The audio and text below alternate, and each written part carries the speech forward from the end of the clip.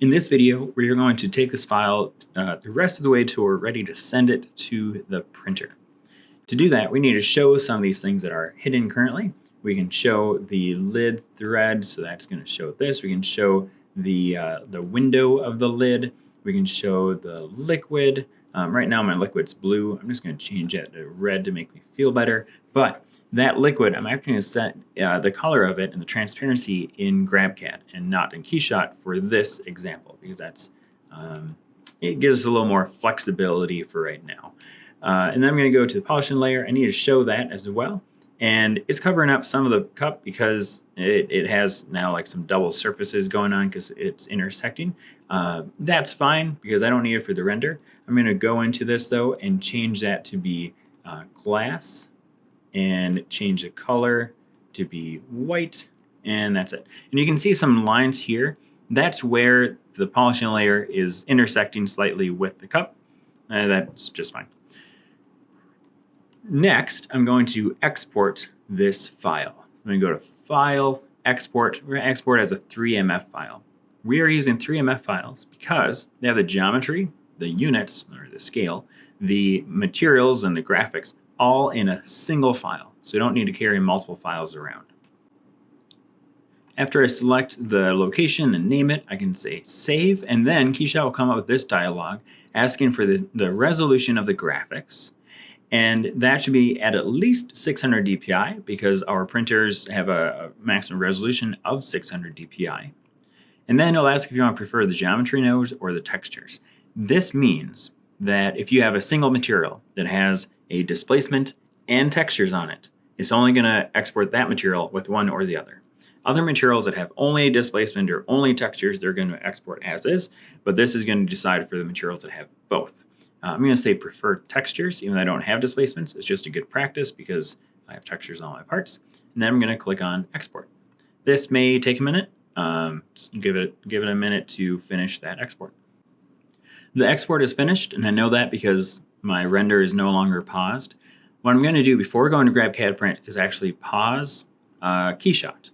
That way, it's not going to take up any resources in the background while I don't need it. Now in GrabCAD, I loaded a J850 Prime and the materials I want for this print. It's recommended to use ultra white and ultra black, ultra clear, and then cyan, magenta, yellow vivids for this cup. If you're on a J55, then you only have 5 material slots. You don't need black, but still use ultra white, ultra clear, and then cyan, magenta, yellow. You can still make black, or the printer will make black for you automatically by combining cyan, magenta, and yellow. So that's just fine. But keep in mind with the J55, without having black loaded, your color layer is going to be 1 millimeter thick instead of 0.5 millimeter thick when you do have black loaded. Now I'm going to take my 3MF file and drag it onto the tray, and I'll insert that. After it's done importing the file, it shows an error, which is fine. It's just going to have to stitch some triangles together, so we can go up to the analysis and say repair all models. When that's done, we can close out the analysis. And now our cup is all together. We actually want to print it in 2 pieces. We're going to print the cup and then the lid separately. What we're going to do for that is separate the lid and or both parts of the lid. We're going to right click on those and say group. Now we have one group that is the lid, and then we have the original part up here, which is now hidden. We can then we can either just unhide this or show, and then we can hide the lid there, say hide. Now we have the cup and we have the lid, and those two will be printed separately. For the lid, we did not make a white underprint behind this graphic. So we actually need to turn that on in model settings. And right now it's not showing this because we haven't checked the Optimize for Packaging checkbox. We're going to go do that. Click on Optimize for Packaging, and that's the whole tray that is going to allow those features. Here we can see the white underprint is 0.02 inches. We can modify that if we want to. That's going to work fine for this lid. And then we'll look at parts of the cup, and I'm just go through them one at a time. The underprint, this is a manual underprint area, so I don't want any underprint there. I'm just going to change that to 0. And then the cup triangles, this is the cup itself with a color graphic. I also don't want underprint there because I have it manually in specific spots. And then this part is the liquid. Let me come back to that in a second. This is the polishing layer.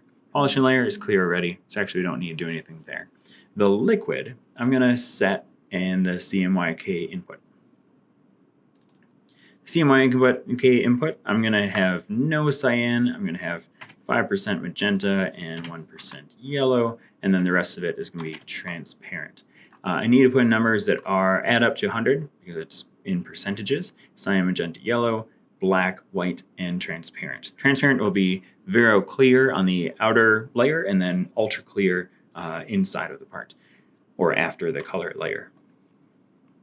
After I enter all the numbers I want, I can click apply. Now, I use these because about 4 to 6% is a nice semi-transparent liquid, depending on what you're going for. If I open up more settings, I can set the base and core options. Instead of clear, I want this to be body appearance. It's going to make it a homogeneous mixture of material in there, so it's going to use these percentages throughout the entire part instead of only on the outside layer and then clear inside of that. That would not produce much color at all.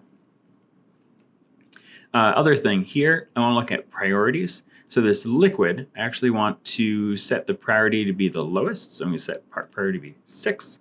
And that's so that everything else can be printed first. And then the polishing layer, actually, I could even put that as the lowest or next lowest, either way.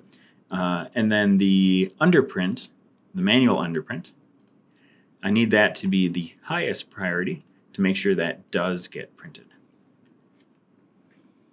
So first priority is the underprint, because if I have that anywhere lower, it's going to be removed because it's inside of the cup.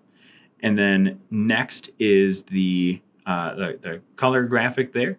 And then after that is the polishing layer and then the liquid. For the lid, priority doesn't really matter because they're just mating. They're not overlapping at all. Okay, we are almost there. The last thing to consider is orientation. With orientation on this cup, what's good to know is that when you're looking through transparent layers or clear material on PolyJet, when looking down on the print orientation, it looks more clear than when you're looking horizontally of the print orientation. And that, think of it as an analogy of stacking a bunch of transparencies on top of each other. When you're looking through them, you can see through them really nice. When you're looking on the side, they're kind of blurry. So I printed this cup in 3 different orientations. I'm going to look at the one on the left first. So that is the front of the cup is facing up. So when you look at the front of the cup, you're looking through the layers. That's this cup on the left here. When I'm looking at the front of it, it looks nice and clear. You can see the graphics on the back of the cup from the front of the cup. But when you're looking at the top of the cup, you can't really see through the liquid as much as the others. And that's because you're looking at the side of all the print layers. So other orientation would be just standing up, this rightmost cup. When it's standing up, you can see through the top of the cup really well because it's looking through the layers. But when you're looking at the front of the cup, you're looking at the side of the layers, so it's more blurry. My recommendation would be that when you're printing something for the first time, maybe it doesn't matter as much as your first prototype, you're going to make changes and print it again. Usually, this print orientation where it's laying down, that's going to be the fastest one because the height is shortest. PolyJet prints longest depending on the height. That's going to be the fastest one to print. You can also print that in gloss, so you don't need to do any post-processing to it because the front's going to look great to start with, and you're done. But as you move on and get closer to your final product, you might want it to look better from more angles and do post-processing on it. So the best orientation here is actually this one in the middle that's angled. That way you're looking through the top of the layers mostly when you're looking through the liquid and also from the front. So you can see this middle cup here that's printed on an angle. When you're looking at the front of the cup, it is nice and transparent down there. Not quite as good as the one on the left, but it's really good. And then looking from the top of the cup through the liquid, it also looks really good. Not quite as good as the one on the right, but much better than the one on the left. This cup, you might notice one more difference with it. The white is not quite as white, and that's because this is using pure white instead of ultra white. So we're talking about the recommended materials right before this. This is a good example of using ultra white instead of pure white and ultra black instead of black plus. So here, this part here has the seats. You can't see them quite as well. So that's the difference in using the ultra white and ultra black. So here on my tray, I can select the cup, and then I can orient using this tool.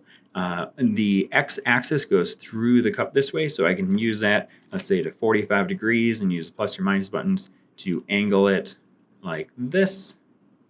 And now I can see I'm actually spanning multiple passes, so I could orient around Z like this, and that's going to print faster than how it just was. And that's it. I could go ahead and print this right now. And it will turn out pretty good. The next couple of videos are about sanding, polishing, and applying some super glaze to get the top of that cup looking really nice so that you can make a product similar to this one in the middle.